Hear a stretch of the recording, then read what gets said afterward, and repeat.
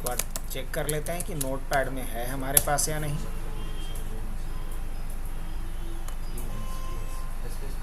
File पे चलें, open में जाऊं, किस नाम से किए होंगे?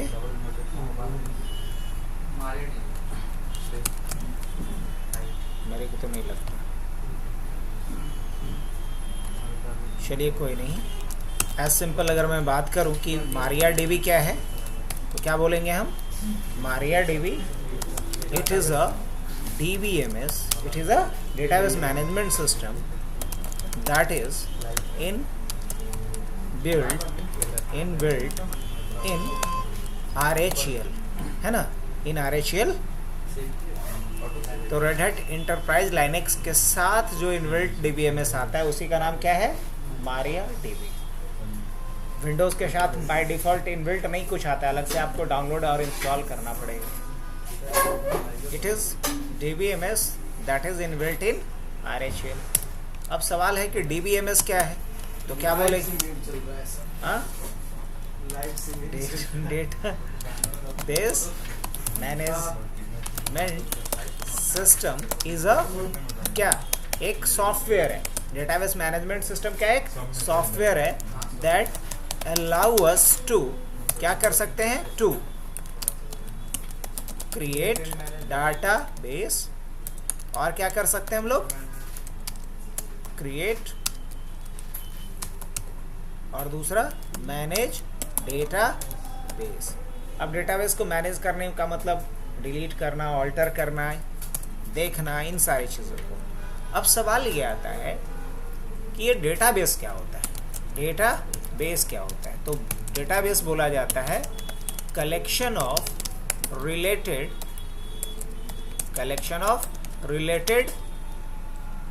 डेटा इज कॉल्ड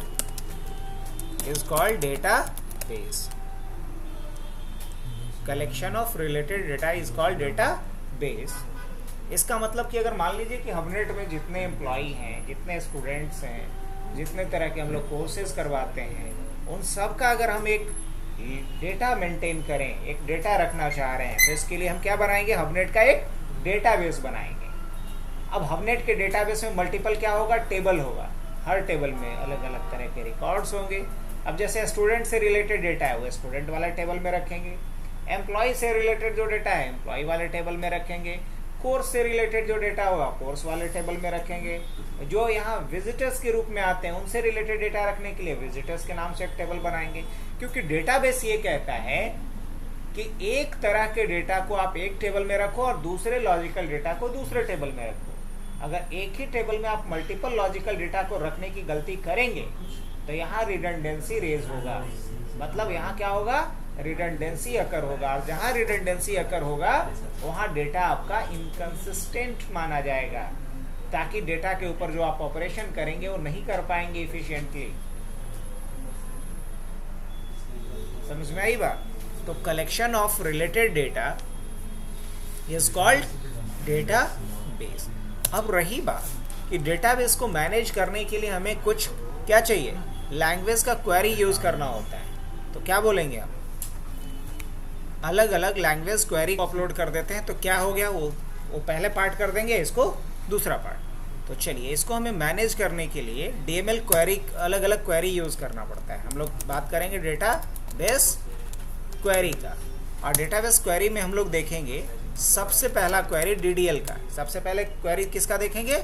DDL का। अब DDL के अंदर अलग अलग तरह का क्वेरी देखेंगे जो आज हम लोग सीखते हैं फटाफट। पहला क्वेरी देखेंगे क्रिएट, दूसरा क्वेरी जो हम लोग देखेंगे वो क्या देखेंगे? क्रिएट के बाद ऑल्टर, फिर हम लोग क्या देखेंगे? ड्रॉप। क्या देखेंगे? ड्रॉप। फिर क्या देखेंगे? ट्रंकेट। फिर क्या देखेंगे? रीनेम। चलिए आज इतना ही देखते हैं, फिर आगे बढ़ेंगे। DDL के बाद कल बात करेंगे हम लोग DML का, और DML के लिए हम लोग देखेंगे बेसिकली क्या? DML में हम लोग देखेंगे इंसर्ट, DML में हम लोग देखेंगे अपडेट, DML में हम लोग देखेंगे डिलीट, और DML में हम लोग देखेंगे सेलेक्ट। अलग अलग क्वेरी के बारे में। ठीक है, अब चलिए लैब स्टार्ट करते हैं बिना देर करे हुए। कैसे हम लोग MariaDB को सेटअप करते हैं, कैसे MariaDB को यूज़ करते हैं। इसके लिए हम लोग यहाँ आ गए, नॉट लिस्टेड पे आ जाएंगे, यहाँ रूट डालेंगे, फिर रूट के लिए पासवर्ड,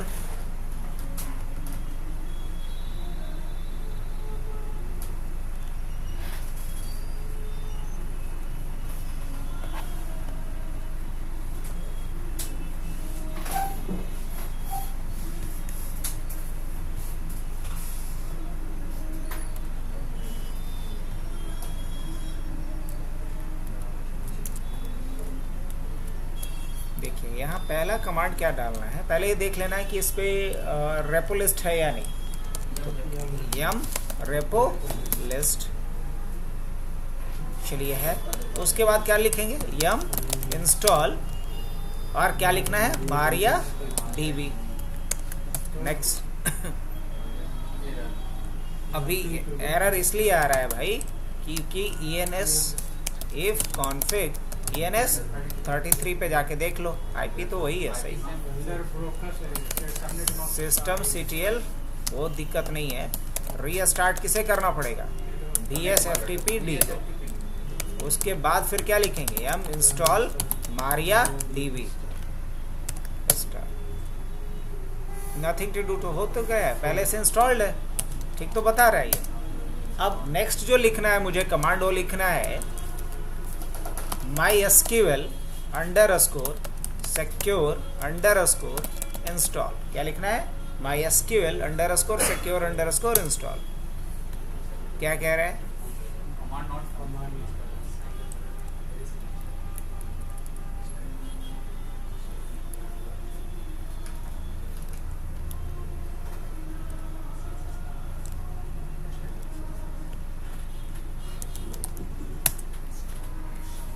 क्या लिखना है, MySQL _ secure _ installation।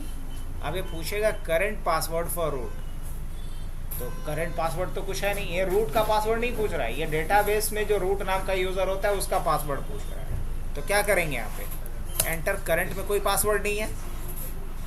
अब क्या पूछ रहा है, हाँ एक बार और, करंट पासवर्ड नहीं है। अब एंटर फॉर नन, कोई पासवर्ड नहीं, एंटर करंट पासवर्ड। अब मुझे यहाँ पासवर्ड डालना है, चलो मैं डाल देता हूँ abc@123। अब क्या डालता हूँ, abc@123।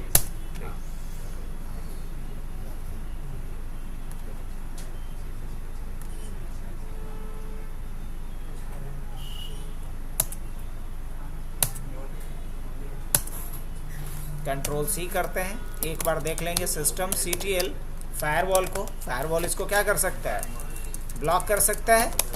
स्टेटस पहले देख लेते हैं कि कंडीशन क्या है, हाँ डेफिनेटली यही ब्लॉक कर रहा है। तो क्या करेंगे, system CTL stop firewall D। उसके बाद क्या कर दें, सेट इन फोर्स, और उसके बाद 0, सेट इन फोर्स 0। बात खत्म, हाँ बात खत्म। अब उसके बाद दोबारा क्या लिखेंगे, MySQL, या फिर एक बार सर्विस को रीस्टार्ट कर लो, पहले MariaDB सर्विस को भी क्या कर लो, सिस्टम CTL रीस्टार्ट MariaDB। हो गया। अब उसके बाद लिखेंगे हम MySQL _ secure _ installation। अब ये पूछेगा पहले से कोई पासवर्ड है, बोलेंगे नहीं कोई पासवर्ड नहीं है। क्या पासवर्ड सेट करना है, तो बोलेंगे हाँ नया पासवर्ड सेट करना है, abc@123 abc@123। अब पूछ रहा है कि एनोनिमस यूज़र को हटाना है। एनोनिमस यूज़र वैसे यूज़र को कहते हैं जिसका कि कोई आईडी पासवर्ड ना हो, तो क्या हाँ हटा दो भाई। अब बोल रहा है कि डिसअलाउ रिमोट लॉगिन, क्या दूर से लॉगिन, दूसरे मशीन से लॉगिन कर पाए, डिसअलाउ कर रहे हैं, बोलेंगे नहीं डिसअलाउ नहीं करना है। अब बोल रहा है remove test database and access to it, no बिल्कुल नहीं। अब बोल रहा है रिलोड प्रिविलेज टेबल नाउ, नहीं बिल्कुल नहीं, अभी लोड नहीं करना है।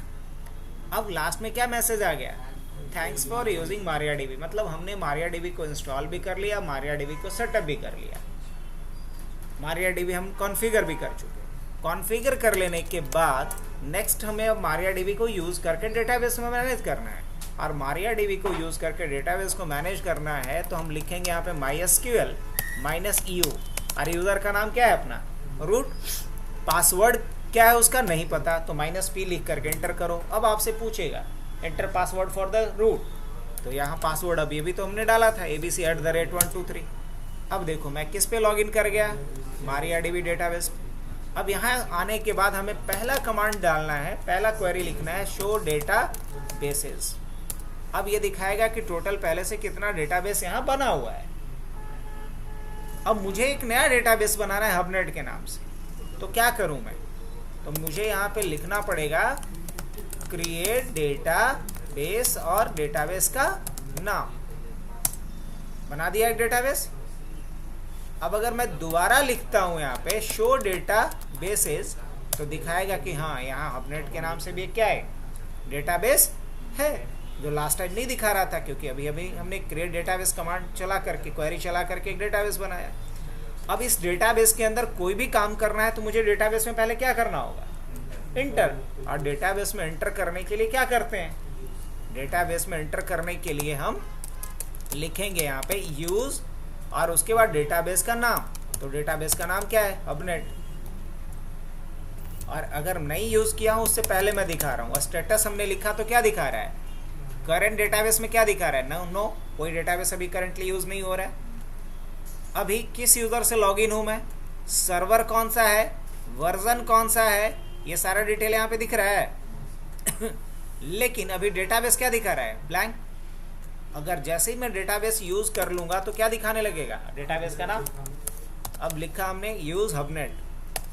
अब दोबारा अगर मैं लिख रहा हूँ स्टेटस तो क्या दिखाएगा, आप देखिए और बताइए मुझे। हबनेट। अब मुझे इस हबनेट के अंदर देखना है कि कितने टेबल्स बने हुए हैं। कैसे देखेंगे, शो टेबल्स, एम्प्टी मतलब कोई टेबल नहीं बना हुआ है। अब मुझे क्या करना है, इसके अंदर एक टेबल बनाना है। तो हम क्या करेंगे, क्रिएट टेबल और टेबल का नाम। टेबल का नाम मान लीजिए कि हमने रखा है स्टूडेंट। क्या रखा है, स्टूडेंट। अब उसके बाद बताना होता है कि स्टूडेंट में कौन कौन सा कॉलम होगा, फील्ड कौन कौन सा होगा। तो स्टूडेंट में एक होगा SID। अब SID का टाइप क्या होगा, मतलब उसमें कैरेक्टर रहेगा कि नंबर रहेगा कि डेट ऑफ बर्थ रहेगा, क्या रहेगा। तो हम बोलते हैं कि सब कुछ रहेगा। और इसके लिए क्या ले लेंगे, varchar। कितने का, 10 कैरेक्टर का, बहुत ज़्यादा। तो अब क्या दो स्टूडेंट का SID सेम होगा, नहीं। तो यहाँ लिखेंगे प्राइमरी की। अब इसके बारे में बताएंगे डिटेल में, अभी हम भी थोड़े जल्दी में हैं। तो प्राइमरी की को बोला जाता है बेसिकली क्या, कॉन्स्टेंट।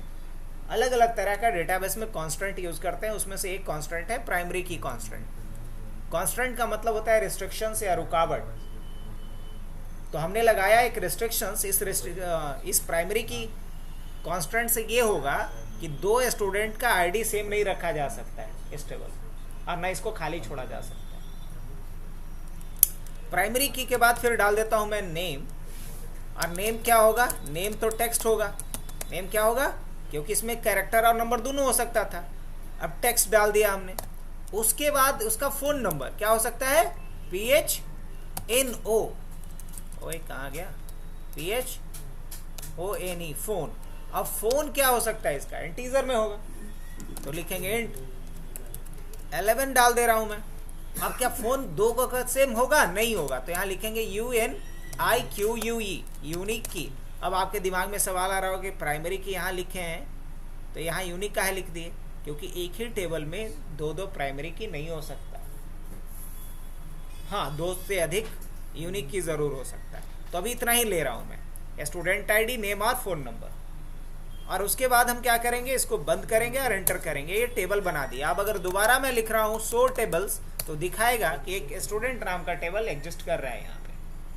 अब अगर मुझे देखना है कि स्टूडेंट टेबल में कितने कॉलम्स हैं, तो लिखना पड़ेगा मुझे यहाँ पे डिस्क्राइब स्टूडेंट। ये स्ट्रक्चर बताता है कि स्टूडेंट में फील्ड कौन कौन सा है। SID है, उसका टाइप क्या रखा हूँ, varchar। फील्ड क्या है, नेम, उसका टाइप क्या रखा हूँ, टेक्स्ट। फील्ड क्या है, फोन, उसका टाइप क्या रखा हूँ, इंटीजर। यहाँ की क्या है, प्राइमरी SID वाले में, और नेम में कोई की नहीं है। फ़ोन में यूनिक की है। अब देखना है कि क्या इसके अंदर कोई रिकॉर्ड है, तो देखने के लिए लिखते हैं select a star from a student. नहीं, इसके अंदर कोई रिकॉर्ड नहीं है। अगर रिकॉर्ड होता तो यहाँ एम्प्टी नहीं बतलाता। अगर रिकॉर्ड नहीं है तो क्या बता रहा है, एम्प्टी बता रहा है। अब मुझे क्या करना, इसके अंदर रिकॉर्ड भी डालना है। चलो वो भी मैं करके दिखा देता हूँ। इंसर्ट इनटू क्या लिखेंगे, स्टूडेंट, और उसके बाद क्या लिखेंगे, वैल्यूज। और यहाँ पे मान लो पहला स्टूडेंट मेरा है H101, मतलब हबनेट 101, राइट। उसका नाम क्या है, नाम है रवि, और उसका फ़ोन नंबर क्या है 9334206243। एंटर। अब अगर दोबारा मैं देखता हूँ सेलेक्ट स्टार फ्रॉम क्या, स्टूडेंट करके, तो क्या दिखाएगा, एक रिकॉर्ड दिखाएगा। स्टूडेंट आईडी H101 है, नेम रवि है, फ़ोन नंबर फलाना है इसका। मान लो एक और रिकॉर्ड डालना है मुझे, क्या लिखेंगे, इंसर्ट इनटू स्टूडेंट, फिर क्या देंगे, वैल्यूज़। और वैल्यूज़ क्या जाएगा, अब यहाँ H101 अगर डालने की कोशिश भी मैं करूँ ना तो नहीं डाल पाऊंगा।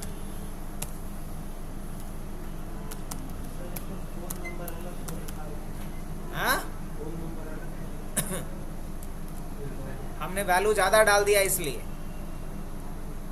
उतना बड़ा वैल्यू इंटीजर हैंडल नहीं कर पा रहा है। अगर वही कम डालेंगे ना तो देखिएगा नहीं, गलत दिखाएगा। एंटर करूं, देखिए अब डुप्लीकेट एंट्री आ रहा है अभी, बिकॉज H101 पहले से है।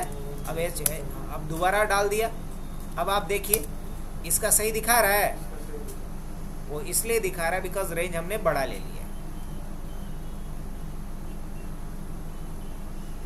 समझ में आ रही?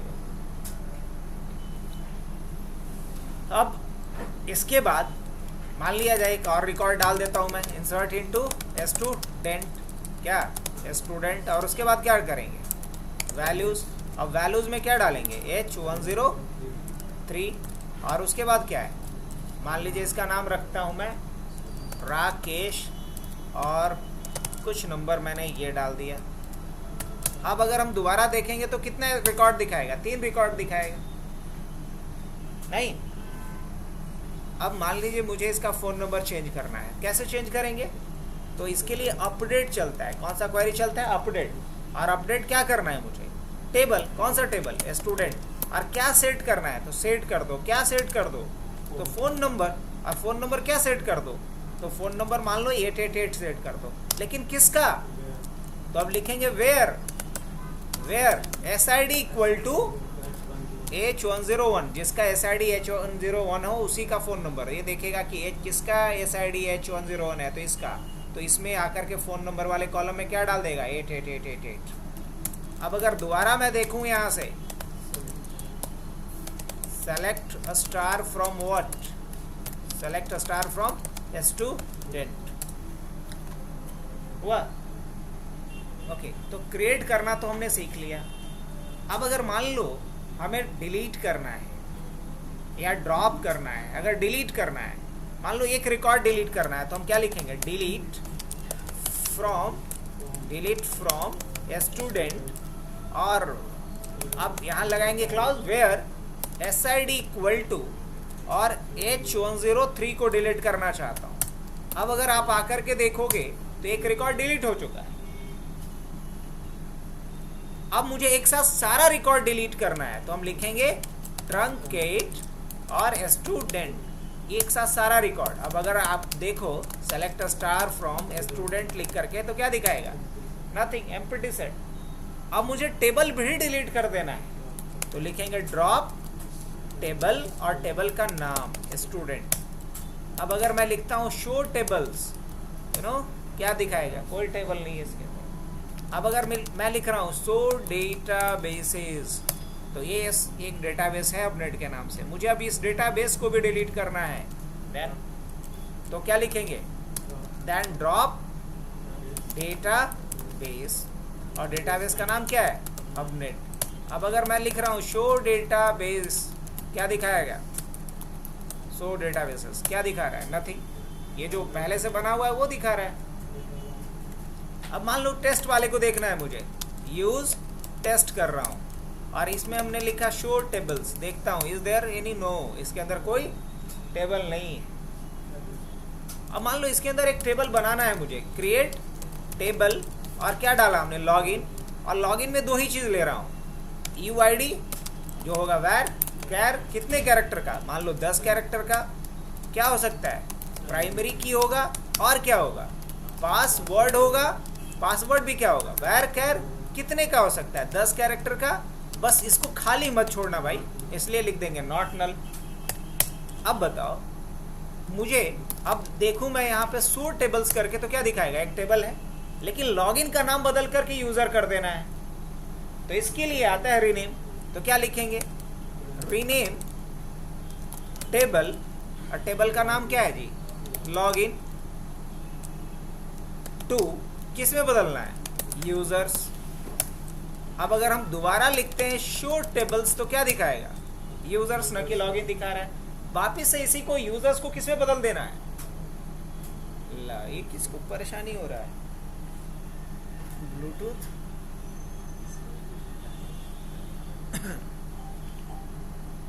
सब कुछ नहीं, एक दिन कनेक्ट करवा करके उसका डिवाइस सब फॉर्मेट कर देंगे तब समझ में आएगा। गलत जगह पे पंगा ले रहे हैं, गलती से ही।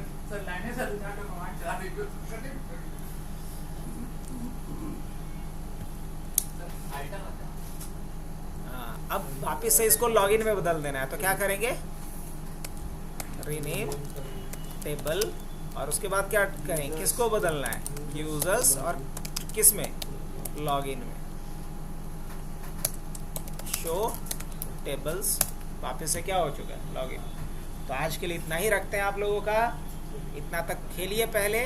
आज DDL का तो सारा क्वेरी लगता है करवा दिया हूँ मैं, DDL का सारा क्वेरी हो गया आप लोग का, एक अल्टर खाली बचल है ना, चलिए अल्टर भी करवा दूँ, करवा देते हैं। अब राशिद खान का बात कैसे उठाएगा, देखिए डिस्क्राइब अगर हम करते हैं लॉगिन, अभी इसमें कितना कॉलम है जी, 2, एक और जोड़ दें तो कैसा रहेगा।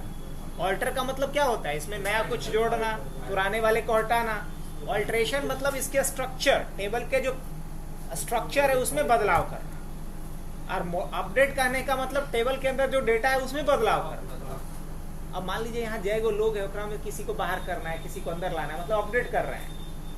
एक कमरवा जो है, ये जो कमरा है इसी का साइज बढ़ा दिया, छोटा करना है, या एकरा में पहले 2 गो फैन लगल है, अब 4 गो लगा देना है, या ये इधर टंगल है इसको इधर टांग देना। पैंट शर्ट का अल्टर करते हैं। तो अगर स्ट्रक्चर में बदलाव करना है तो ऑल्टर, और अगर डेटा में बदलाव करना है तो अपडेट, याद रखना। तो ऑल्टर चला दूं, ऑल्टर टेबल, और टेबल कौन सा ऑल्टर करना है भाई, लॉगिन को, ऑल्टर टेबल लॉगिन, और क्या करना है, और करना क्या है, तो ऐड करना है। तो लिखेंगे ऐड COLUMN कॉलम, और कॉलम का नाम क्या रखते हैं, आईडी पासवर्ड तो ले ही लिए हैं, अब ईमेल आईडी नेम रख लेते हैं, नेम रख लेते हैं। तो क्या लिखेंगे, नेम, और नेम क्या होगा, वैर कैर मान लो, या टेक्स्ट ले लेते हैं हटा। और ये कहाँ, अगर अभी इंटर मार देंगे ना तो आखिरी में जोड़ेगा ही, हाँ अगर अभी हम इंटर मार देंगे तो ऐड करेगा, लेकिन देखना डिस्क्राइब अगर लॉगिन करेंगे तो ये दिखाएगा कहाँ पे, लास्ट में, लेकिन हमको UID के पहले चाहिए था, तो इसको तब हटावे पड़ेगा। ऑल्टर टेबल, और उसके बाद क्या है, ऑल्टर टेबल लॉगिन, और उसके बाद क्या लिखेंगे, ड्रॉप कॉलम, और क्या नाम है कॉलम का, नेम। अब अगर हम करते हैं क्या, डिस्क्राइब किसे, जो ऐड हुआ था गलत जगह पे उसको क्या कर दिए, अब फिर से जोड़ना है, तो क्या लिखेंगे, ऑल्टर टेबल, और क्या, लॉगिन, और इसमें क्या करना है, ऐड, क्या करना है, कॉलम। अब कॉलम कहाँ, जो कॉलम का नाम पहले न बताएंगे, कॉलम का नाम क्या देना है, नेम, टाइप क्या देंगे, टेक्स्ट, और उसके बाद लिखेंगे फर्स्ट, बस फर्स्ट मतलब पहले। अब अगर हम क्या करते हैं यहाँ पे, सेलेक्ट, कोई काय का सेलेक्ट, डिस्क्राइब ना, डिस्क्राइब लॉगिन, कहाँ गया ये, नहीं,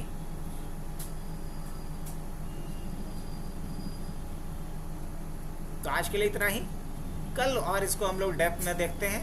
तो आज अब बताइए मोटा मोटी हम क्या बता दिए आप लोगों को, डीडीएल का सारा क्वेरी बता दिए। चलिए दोनों वीडियो